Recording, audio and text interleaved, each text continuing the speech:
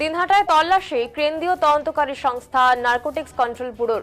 মঙ্গলবার কোচবিহার জেলা দিনহাটা বিধানসভার ২ নম্বর ব্লকের নাজিহাট ২ নং গ্রাম পঞ্চায়েতের শালমারা এলাকায় স্থানীয় বিনায়ক বর্মনের বাড়িতে দিনভর তল্লাশি চালালো ৬ সদস্যের কেন্দ্রীয় এই তদন্তকারী সংস্থা। দিনভর তল্লাশি চললেও বিনায়ক বা বাড়ির কোনো পুরুষ সদস্যের সঙ্গে দেখা না করতে পেরে শেষ পর্যন্ত বাড়ির মহিলাদের হাতেই নোটিশ ধরিয়ে দিয়ে খালি হাতে ফিরতে হয়েছে কেন্দ্রীয় তদন্তকারী সংস্থার সদস্যদের।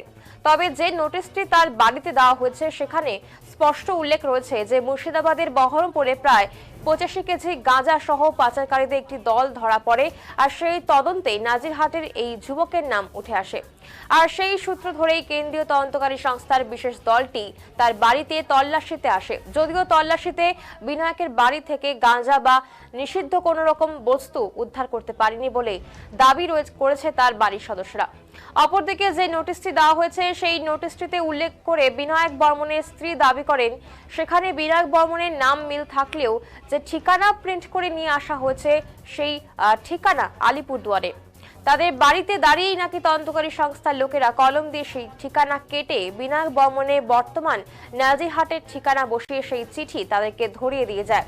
আর সেই নোটিশের স্পষ্ট উল্লেখ রয়েছে যে বিনায়ক বর্মনকে আগামী ৯ তারিখে নার্কোটিক্স ডিপার্টমেন্টের অফিসে গিয়ে হাজিরাও দিতে হবে।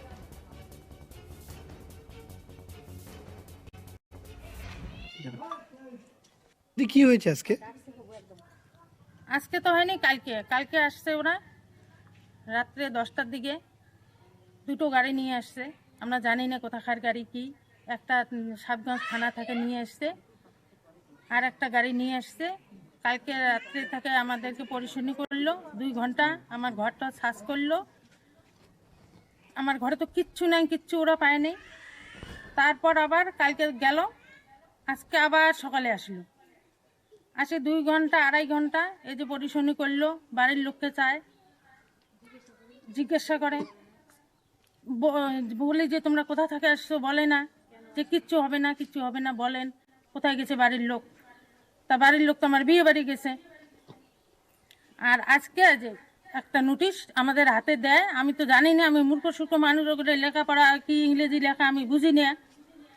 তা একটা কাগজে আমাদের সই করে নিল, নেওয়ার পরে একটা নোটিশ আমার হাতে ধরায় দেয়। তা আমি নোটিশটা তখন নেই, আমার বারান্দায় ওরা নোটিশটা ফেলে দিয়ে চলে গেছে। বললো আপনাদের কার খোঁজ করছিল? আমার হাজবেন্ডের খোঁজ করছিল। আপনার হাজবেন্ড কোথায়? আমার হাজবেন্ড বিয়ে বাড়ি গেছে। কি নাম ওনার? বিনয়।